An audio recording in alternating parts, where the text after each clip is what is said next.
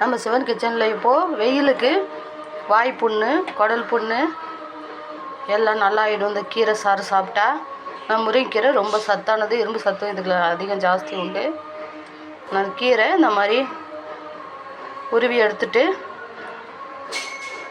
தண்ணியில் அலசி வச்சுட்டேன். அதுக்கு நம்ம தேவையான அளவுக்கு அரிசி கலந்து தண்ணி எடுத்து வச்சுட்டேன். இப்போது இது உடம்புக்கு ரொம்ப, இந்த வெயிலுக்கு ரொம்ப நல்லது. மஞ்சள்தூள் போட்டுக்கலாம். உப்பு தேவையான அளவுக்கு நம்ம தேவைக்கு ஏற்ற மாதிரி உப்பு போட்டுக்கலாம். உப்பு போட்டாச்சு. இப்போது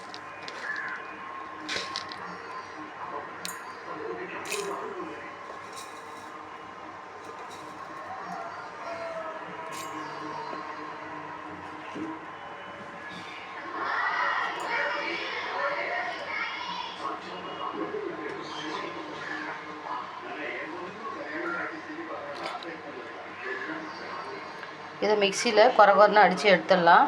2 பூண்டு பல் போட்டுக்கலாம். முருங்கைக்கீரை கீரை சாருக்கு எண்ணெய் கொஞ்சமாக தான் ஊற்றிருக்கோம்.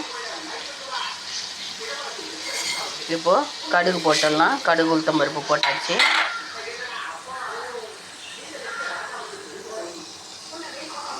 கடுகு நல்லா வெடிக்கட்டும். வெடிச்சிச்சு கடுகு உளுத்தம் பருப்பு. சிம்மில் வச்சிடலாம். காஞ்ச மிளகா பாதி போட்டிருக்கேன். இப்போது சின்ன வெங்காயமும் பெரிய வெங்காயம் கட் பண்ணி வச்சதை போட்டுட்டோம்.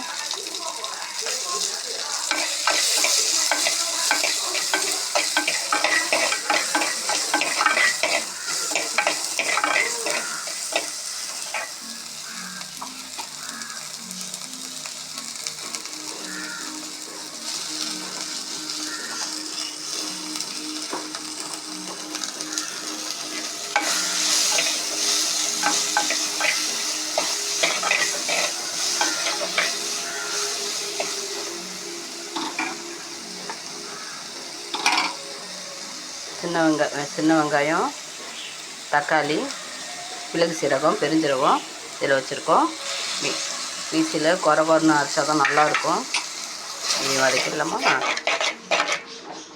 என் வீடியோ சமையல் பிடிச்சிருந்தா எனக்கு ஒரு சப்ஸ்கிரைப் பண்ணுங்கள், ஒரு லைக் பண்ணுங்கள், ஒரு ஷேர் பண்ணுங்கள்.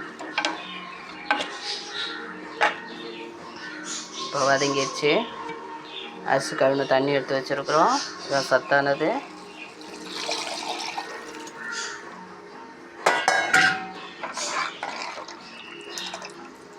மூடி வச்சிடலாம். நல்லா கொதிக்கட்டும். அதுக்கப்புறம் கீரையை போட்டுப்போம். கீரை போட்டுடலாம். அலசி வச்சுருக்கிற கீரையை போட்டுட்டோம். மண் சட்டியில் நல்ல மணமாக சூப்பராக இருக்கும்.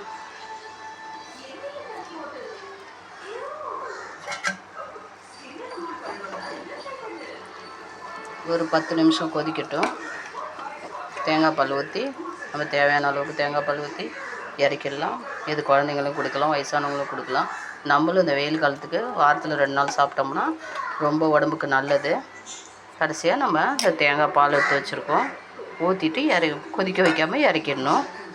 கொதிக்கட்டும் நல்லா. கீரை நல்லா கொதிச்சிச்சு. தண்ணி சாறு. இப்போது தேங்காய் பால் ஊற்றிடலாம். தேங்காய் பால் ஊற்றிட்டு கொதிக்க வைக்கக்கூடாது. நிறுத்திடலாம். அவ்வளோதான். உடம்புக்கு ஹெல்த்தான முருங்கைக்கீரை தண்ணி சாறு ரெடி ஆகிடுச்சு.